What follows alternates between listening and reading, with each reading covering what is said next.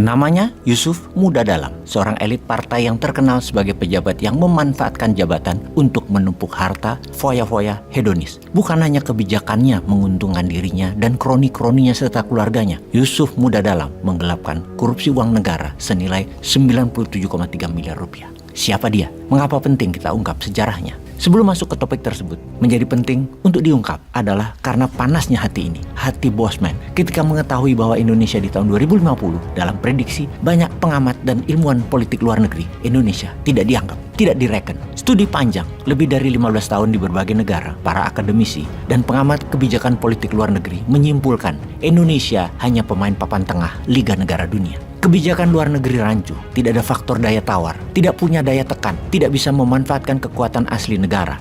Hal itu disimpulkan dalam buku The Power of Geography, karya Tim Marshall, tentang 10 kekuatan global di masa depan yang tidak ada nama Indonesia. Panas hati ini bacanya. Segitu parahnya ya era reformasi ini sampai Indonesia tidak diperhitungkan ke depannya. Dari 10 wilayah tersebut, mereka tidak membahas 3 negara secara rinci karena ketiga negara ini dianggap sudah di atas, yaitu Rusia, Tiongkok, dan Amerika. Intinya adalah geografi dunia dari dulu sama, namun peta dunia selalu bergeser di setiap masa, di setiap periode, karena ada pemain baru atau ada pemain lama yang kehilangan kekuatannya. Kita membicarakan peta ini adalah kekuatan sebuah pengaruh dari sebuah negara. Sekali lagi kita jelaskan, Indonesia tidak pernah lagi drawing map atau tidak pernah menarik peta dunia baru versi Indonesia seperti apa yang dilakukan Mahapati Gajah Mada menarik peta Nusantara, menggambar peta wilayah. Itulah drawing map yang membuat Indonesia bisa seperti saat ini. Tim Marshall dalam bukunya berkesan Indonesia karena tidak bisa menarik garis peta, maka Indonesia ada di peta negara lain, tanda petik ya. Indonesia ada di peta Amerika, ada di peta Tiongkok, ada di peta Australia.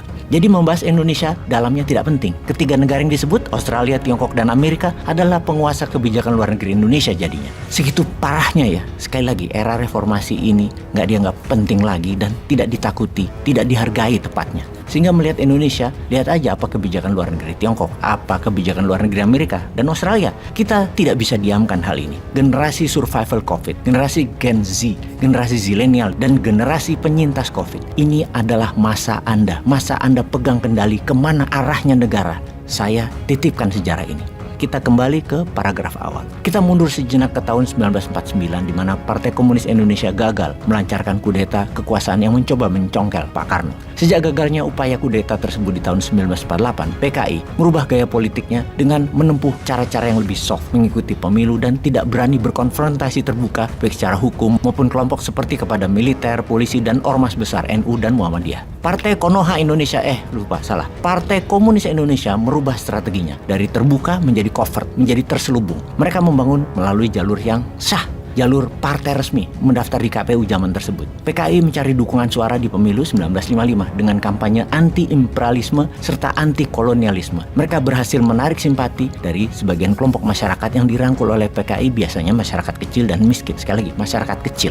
Dengan janji manis, PKI berhasil membius opini masyarakat kelas bawah. Iming-iming kepemilikan tanah atau land reform bagi kaum petani dan janji kenaikan upah bagi kaum buruh mampu membuat PKI meraih suara yang signifikan di pemilu 1955. Perolehannya adalah 6,12 juta atau 16,36%, menghantarkan tokoh-tokoh PKI mendapatkan 39 kursi di parlemen. Mereka menjadi parpol papan atas, membuat PKI berhak mendapatkan jatah kursi di kabinet dan berbagai jabatan strategis pemerintahan. Salah satunya adalah jabatan Gubernur Bank Indonesia. Jabatan strategis sebagai Gubernur Bank Indonesia diberikan kepada tokoh PKI, yaitu Yusuf Muda Dalam. Tak hanya itu, Yusuf juga merangkap sebagai Menteri Urusan Bank Sentral. Praktis semua urusan keuangan negara terkoneksi dengan Yusuf Dalam Muda. Mendapatkan lahan basah, Yusuf tidak mau melewatkan semua peluang yang ada. Berbagai anggaran program bantuan dan subsidi untuk rakyat tega disunat untuk membiayai kegiatan partai dan membagi jatah ke kroni-kroninya. Berbekal jargon ganyang setan desa, Yusuf dan tokoh-tokoh PKI menggasak dana bantuan untuk masyarakat di pedesaan. Berkamuflase di balik jargon ganyang kaum borjuis birokrat atau ganyang kabir.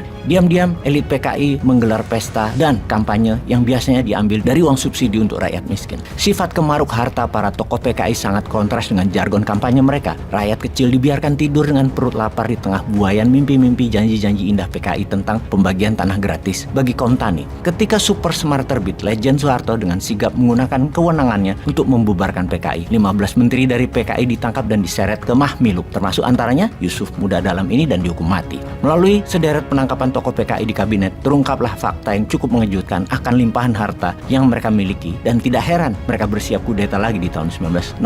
Mereka sangat kaya, menumpuk kekayaan untuk kroni-kroni mereka. Tokoh elit PKI hidup dengan korupsi dan memanipulasi kebijakan demi dirinya dan kelompoknya, sementara pendukungnya malah diminta hidup hemat, dipaksa membeli kebutuhan hidup dengan harga tinggi dan dipajaki tinggi. Rakyat sibuk antri beras, sementara para pejabat dan tokoh pemimpin PKI sibuk membelah anggaran. Rakyat berdesakan antri minyak, sementara di berbagai departemen para tokoh PKI dan kroninya berpesta harta dan tahta. Sahabat New Mind, menceritakan tentang masa lalu sejarah politik Indonesia itu penting untuk kita tidak melakukan hal yang sama, yang buruk, dan kita lanjutkan hal yang baik serta menambah hal yang baik lagi agar Indonesia jadi negara yang dihargai, berdaulat, dan makmur. Sahabat semua, jika ada kesamaan cerita dengan masa kini atau masa depan, itu hanyalah sebuah kebetulan. Ambil hikmahnya ya.